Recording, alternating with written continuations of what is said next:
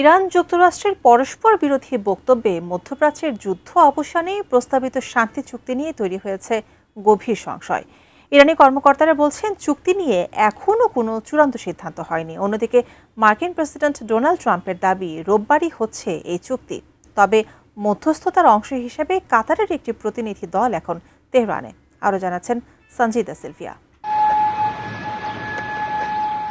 মধ্যপ্রাচ্যে দীর্ঘদিনের সংঘাত অবসানে গত কয়েক সপ্তাহ ধরে চলা আলোচনার পর এখন ভিন্নধর্মী বার্তা দিচ্ছে ইরান ও যুক্তরাষ্ট্র, যা পুরো শান্তি প্রক্রিয়াকে ঠেলে দিচ্ছে চরম অনিশ্চয়তায়।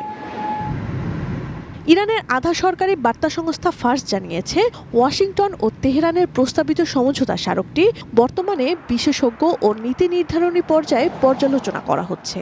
সতর্কতার সঙ্গে মূল্যায়ন করা হচ্ছে চুক্তির সম্ভাব্য প্রভাব।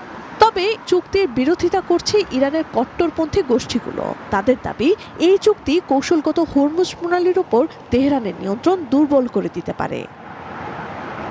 এমন জটিলতার মধ্যেই মধ্যস্থতা প্রক্রিয়ার অংশ হিসেবে কাতারের একটি উচ্চ পর্যায়ের প্রতিনিধি দল তেহরানে পৌঁছেছে।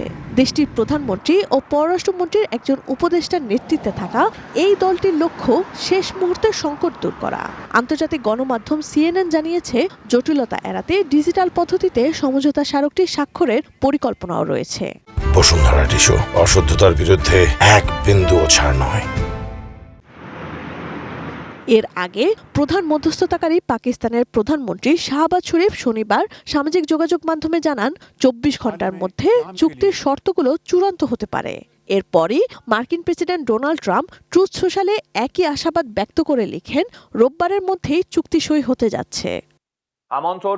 তবে ট্রাম্পের এই দাবি নাকচ করে দিয়েছে ইরানের ইসলামী বিপ্লবী গার্ড বাহিনী IRGC।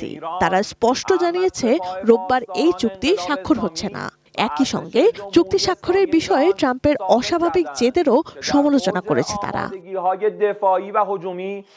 এদিকে ইরানের সর্বোচ্চ নেতা সামরিক উপদেষ্টা মহসেন রেজাই দাবি করেছেন, ইরানের জব্দকৃত $24 বিলিয়ন সম্পদ মুক্ত করতে সম্মত হয়েছেন ট্রাম্প। তবে অভ্যন্তরীণ রাজনৈতিক কারণে ওয়াশিংটন বিষয়টি স্বীকার করছে না। সমঝোতা চুক্তির আলোচনার মধ্যেই এর বিরোধিতা করে বিক্ষোভ হয়েছে ইরানে। কট্টরপন্থীরা বিক্ষোভে ইরানের পররাষ্ট্রমন্ত্রী আব্বাস আরাকচির বিরুদ্ধেও স্লোগান দেন।